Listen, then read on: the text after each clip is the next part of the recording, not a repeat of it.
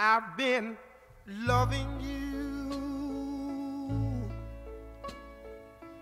too long.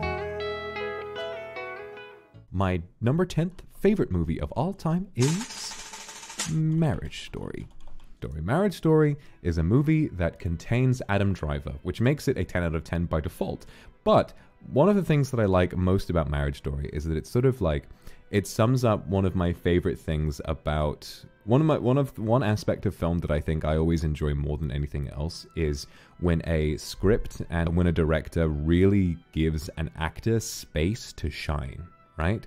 So Marriage Story is a film where not just the two main stars, Scarlett Johansson and Adam Driver, have a chance to really show off their acting chops, but there are so many supporting characters like Laura Dern, Wallace Shawn, Ray Liotta, God rest his soul, and all of that. These guys really have so much time to emote and perform and everything. And also, here's a fun fact about this movie.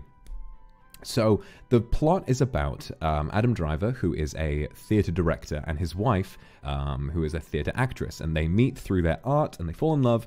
But at the start of the movie, it's very well... God, I'm going to start crying thinking about the opening of this film, because essentially the way it opens is you've got these two writing a letter about what they love about each other. And it opens with, "What I love about Charlie." And she writes about all of these little things that make her so happy whenever she thinks about it. Like, he does this, he does that, he's energy conscious, he's a really big guy, he's sweet, he's good with our kid, he's emotional and all that.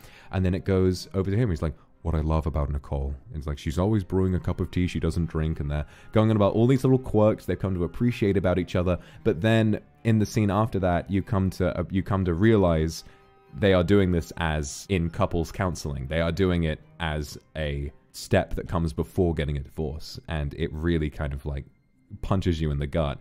It's a movie that I think represents sort of the pain of divorce in a really, really effective way. Because what it manages to do is that both main characters feel both right and wrong in lots of different ways, There are lots of things that both of them do wrong, lots of things that both of them do right. It's like they know they don't want to be together, but they do love each other very desperately.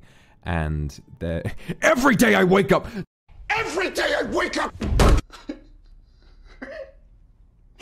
They have this really terrible dynamic where they want to take care of their kid. They want to stay together but they don't want to stay together, but they do love each other. But there's the one scene in the movie, I cry. Every time I watch this movie, I cry every single time at 4 separate scenes.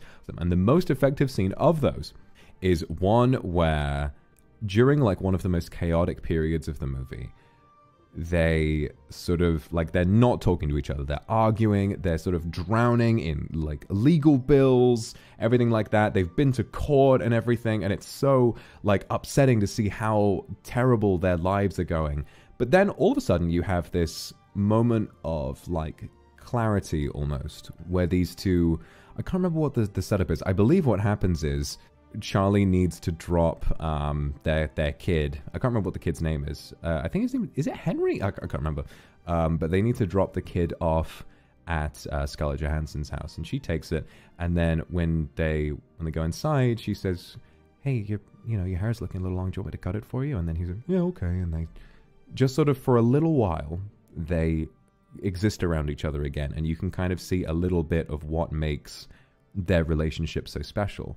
And in the same way, a lot of what they do, you see her in the opening monologue that they both share, that, she cuts his hair all the time. That's just something she's good at. And it goes back to that. It goes back to what you remember as being what they love about each other.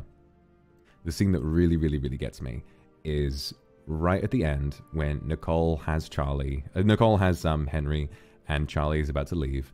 They shut her big front gate together because he comes over to help fix her gate, because the gate is like an electric one, but it stops working. So he has to help her push it shut. And as they're shutting it, he's on the outside. I'm getting goosebumps.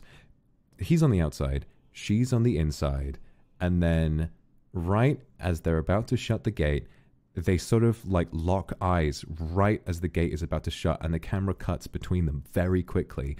And there is actual despair on their faces as the gate shuts between them.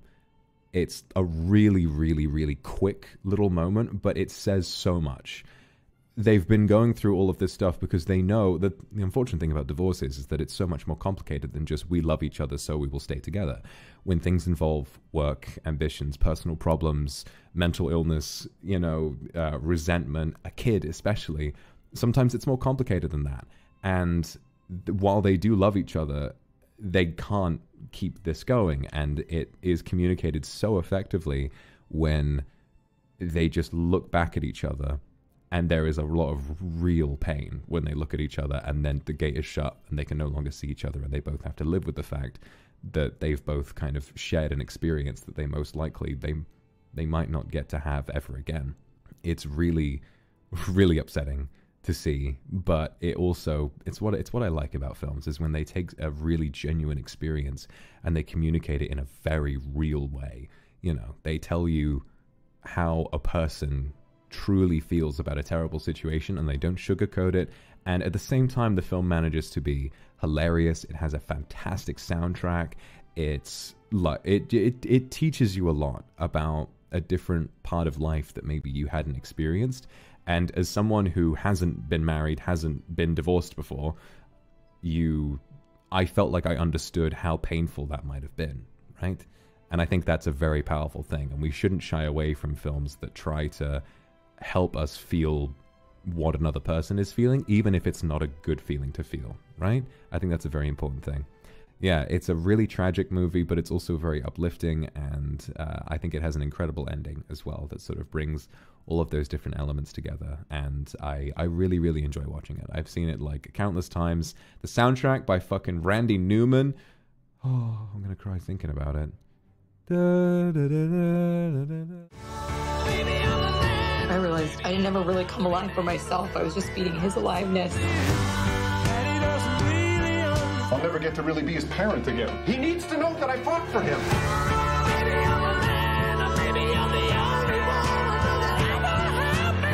It's not as simple as not being in love anymore. Eventually, it'll be the two of you having to figure this out. Together.